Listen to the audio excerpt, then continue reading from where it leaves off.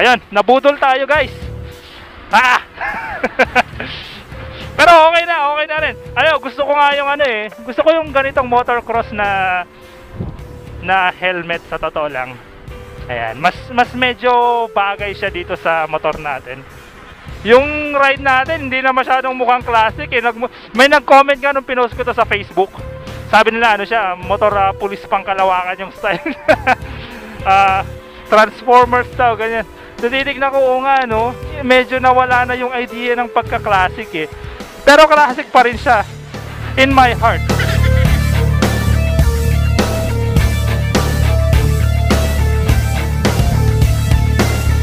Okay, hello. Good morning guys. So samahan niyo ako mag-deliver ng ito. Delivery boy muna tayo. Ito yung get up ko ngayon. The usual get up natin. Ayan. Mag-deliver tayo ngayon ng canvas, yung ginagawa natin. Yan. Pakita ko yung motor. Medyo fully loaded as usual. Ano to? Yung ating motorcycle cover. Nilagay muna natin dyan kasi nilagay natin dito sa likod yung canvas. Ayan. So on normal days, ito talagang hitsura niya. So kung maporma man siya, pero actually delivery ride ito. Itong ride natin. So samahan niyo ako. Okay. Downside ng motorcycle natin, mabigat siya no? Kasi kung ano-anong mga nilagay nating upgrades. Tara, let's go. Wow, it's a beautiful day. Ang ganda ng panahon, though may clouds naman sa sa paligid, but at least sunny day siya. Hindi katulad nung the past few days na maulan. Oops. Okay. So ang gagawin natin ngayon, sama muna kayo sa aking daily routine. Alam nyo naman tayo, parte ng buhay natin is yung pagdi-deliver. Marami nagtanong sa akin bakit yung mga ginagawa nating mga orders, mga canvas, artist canvas, bakit hindi na lang nila i-pick up. Minsan pinapa-pick up ko, pero may mga times kasi na kung along the way din lang naman yung lakad ko, sayang din yung babayad mo sa sa delivery boy. So idala na natin, di ba? And minsan kasi gusto ko kasi yung client interaction na mas alam mo yan, mas nakaka-interact ka dun sa mismong kliyente mo. Mas okay yon. Okay, so first stop natin sa Bookends Baguio. Dito kayo makakahanap ng doon kayo makakahanap ng magagandang mga hard to find na mga libro. It's a bookstore and it's also a dropping area. It's mainly a hub for Baguio artists, the Pasacalye group of artists headed by Ma'am Maricar Lokyogen. Ang ganda ng sikat ng araw. Grabe, ilang araw din tayong nakulong sa bahay simula nung Independence Day. Wednesday pa lang ngayon guys. Shucks, malapit na pala yung birthday ko. Oh my god, tatanda na naman tayo ng isang taon. Malapit na birthday natin, June 21. Wala pa akong plano, pero habang tumatagal habang tumatanda tayo, hindi na masyadong importante yung celebration for me. Muntik na tayo dun. Mahirapan talaga tayong umakyat pataas ng bundok, pero no choice tayo That's the downside of upgrading your motorcycle at ang daming nilalagay. Yung dala natin siguro nasa 7 kilos yata to. 7 to 8 kilos yung canvas na dala natin. Naalala ko lang pala yung recent na nangyari sa Pilipinas Moto Build Off, Bike Build Off na nangyari last time. Recently lang. Yung nanalo doon si Iron Makina Customs. Actually ang ganda nung ginawa niya sobrang ganda. Out of all the entries, for me yun talaga yung yun talaga ang panalo kasi kakaiba talaga siya. Ayun nga lang, nung pinost ni Sir Paul yung picture, ang daming bumatikos. Nakakalungkot lang no na wala, ganun talaga eh. You cannot really please everybody. Para lang siyang ano, para lang siyang art. Yan, may kasama tayong rider doon. Para lang siyang art eh, na you know, kahit gaano kaganda yung painting mo, kahit gaano kaganda yung painting, kapag hindi yan gusto ng madla, wala talaga. You cannot please everyone. Okay, traffic pataas dito sa Buakan Road. Hindi tayo pwedeng sumingit. Unang-una, may dala tayong malaki sa likod. Ayan. Basta pre! Basta! Saan lakad? Parehas, deliver! Kaya naman. Magewang nga lang. Sige, sige. Sige. Ay, may kasama tayong rider, classic rider. Nakasama natin siya sa ano, sa DGR. Ayan, traffic.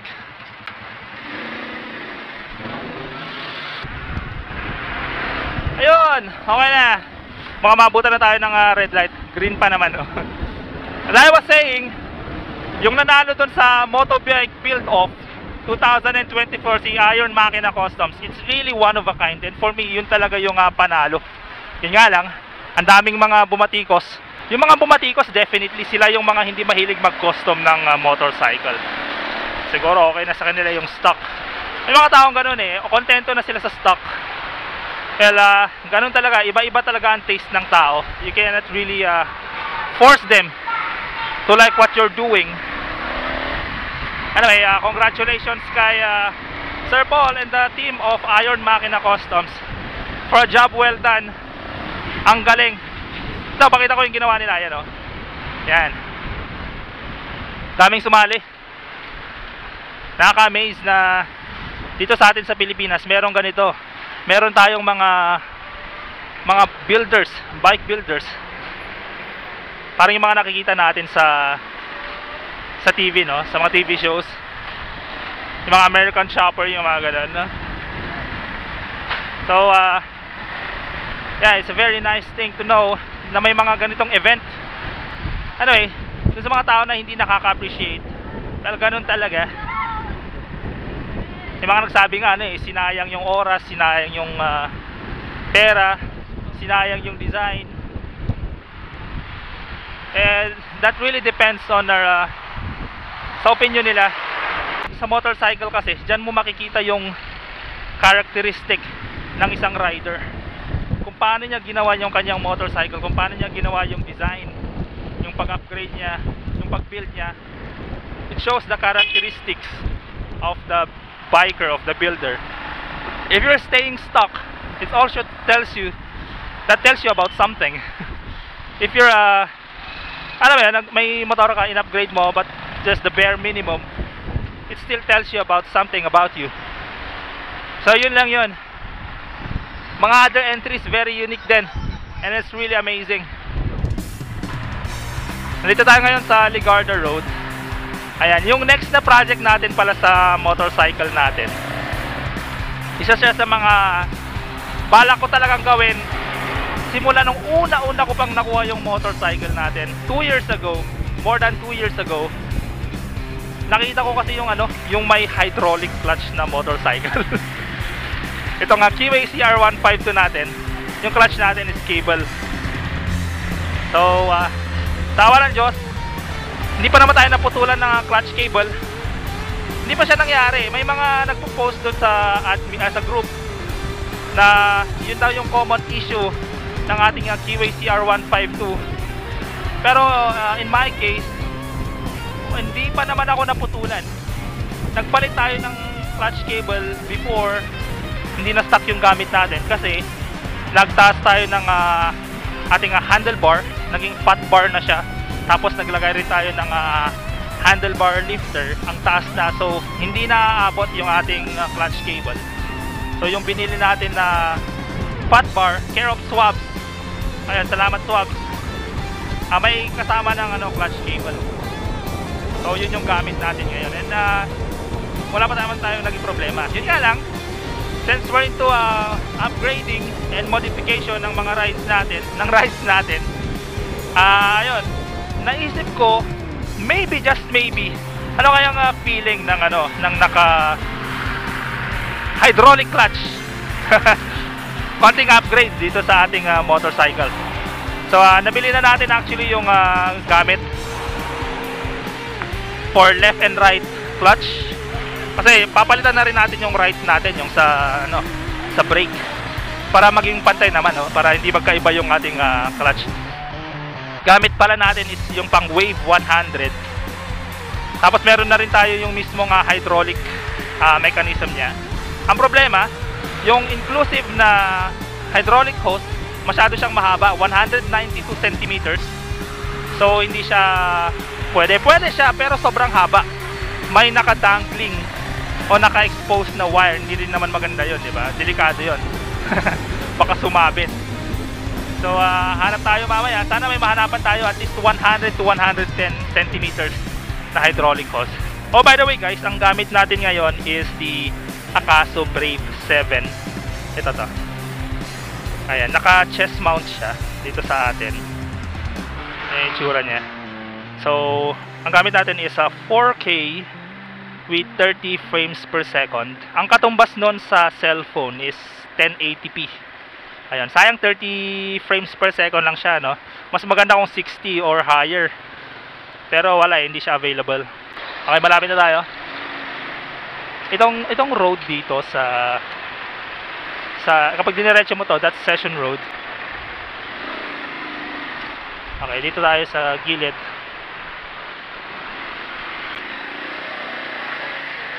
Ayun, may parking space naman pala. So, park muna natin dito. There you go. Ayan, so ito.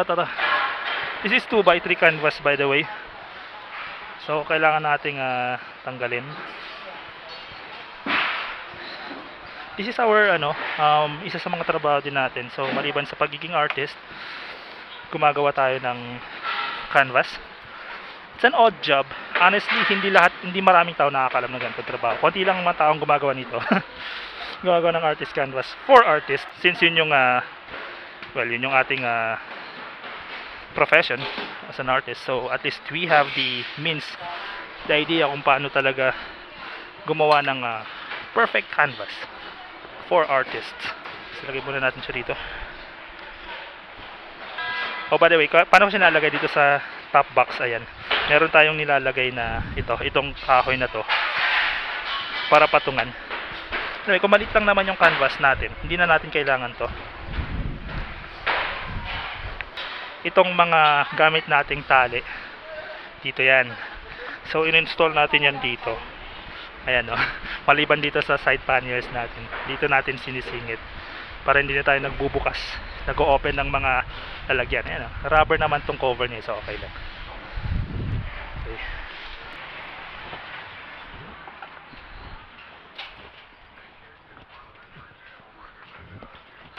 Ito nga kaso, pinaka-downside talaga nito is yung speaker niya, yung audio niya. Very disappointing, honestly. Pero i-clip na lang natin siya dito. Ganyan. Tago natin dito para marinig tayo na mabuti. Pwede rin naman dito sa sa damit natin, shoulder bag, but ayan, o. Pwede rin naman dito or dito. Pero okay na yan, ganyan na lang. Para mas malapit sa mouth natin. Ayan, para mas marinig nyo ako. Nung nagdadrive pa lang ako ng sasakyan, naka Toyota Wigo ako noon.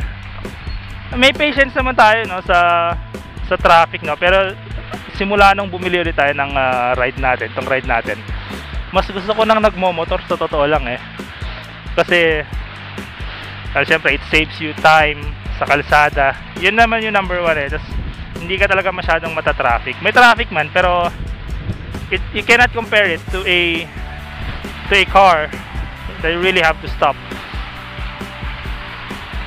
Namimiss ko yung una kong motor, semi-automatic, the Motorstar Fox 125R.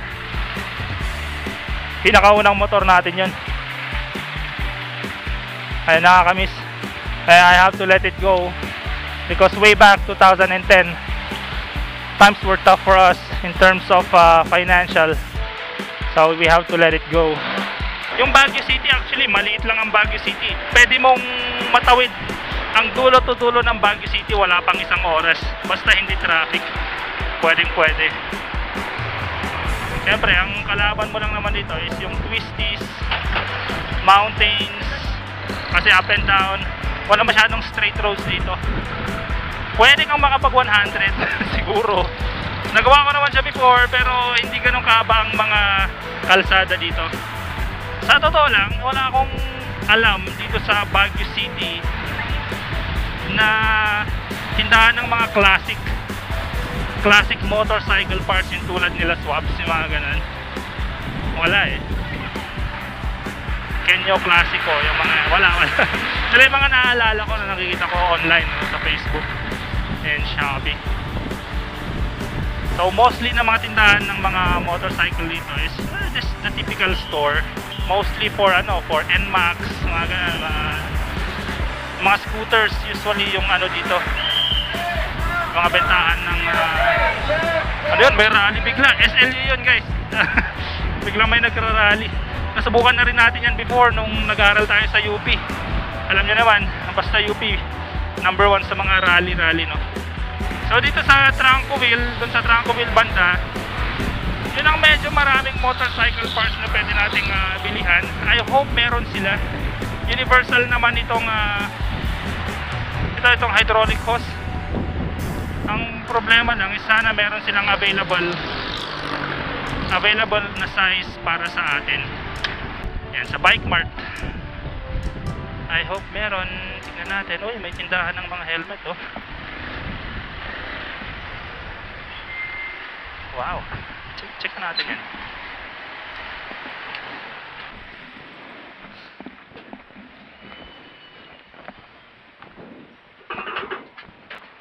Meron kayong hydraulic hose?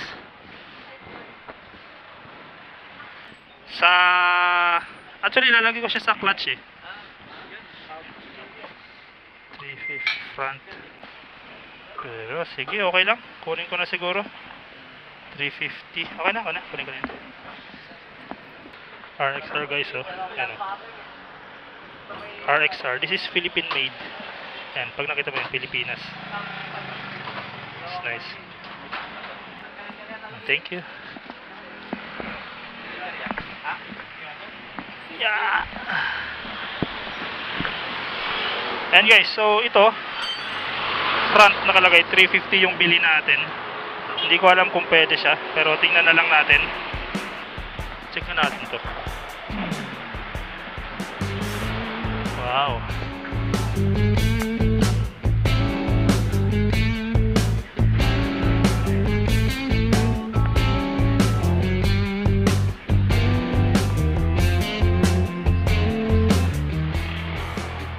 Sir, magkano yung helmet? May price ba to? So magkano to, sir? Diba ganito? 7.5. May na siya? May goggles na? Wala pa? Separate pa siya. Ganda nito, oh.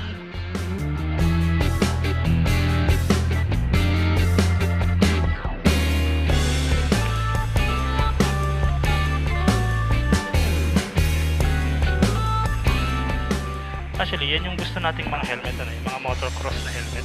Kasi tingnan yung taxi nito. So nakapatong naman siya. Ganda nito.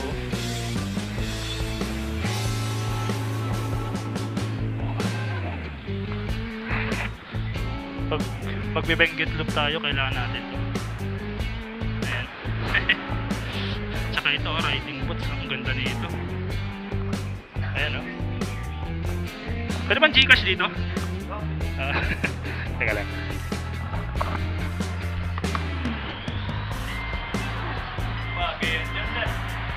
Pero yung gusto ko yung XL sana, masakit sa paa. Silver. Pero ano to? XL?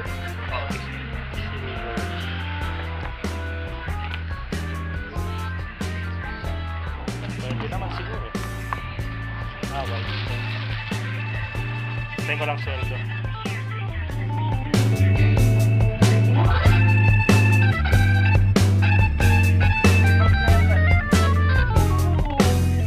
Uwi na tayo. Kumuha tayo ng bagong helmet. Yan kasi yung balak natin. Isa sa mga gusto ko. Actually gusto ko yung classic before. Okay lang din naman. Pero ito na. Nabudol na tayo. Ayun. Nabudol tayo guys. Ah! Pero okay na rin. Ayun. Gusto ko nga yung ano eh. Gusto ko yung ganitong motocross na helmet sa totoo lang. Ayan, mas medyo bagay siya dito sa motor natin. Yung ride natin hindi na masyadong mukhang classic eh. May nag-comment nga nung pinost ko to sa Facebook. Sabi nila ano siya, motor pulis pang Kalawakan yung style. Transformers daw, ganyan. So titignan ko nga no, medyo nawala na yung idea ng pagka-classic eh. Pero classic pa rin siya in my heart. Ayun, so anyway, ito na siguro yung huling gastos natin sa accessories siguro. Siyempre, yung upgrade natin sa motor kapag may pera na ulit tayo. Alam nyo naman, inabot tayo ng 2 years dito. Paunti-unti lang. Hindi ito ang gusto nating mangyari sa motor natin before. Gusto ko talaga pure classic eh, pero wala na eh. Ito na yung naging itsura niya. Naging pulis pang Kalawakan style na siya. Gusto ko yung comment na yun, oh. Pulis pang Kalawakan. Uwi na tayo guys.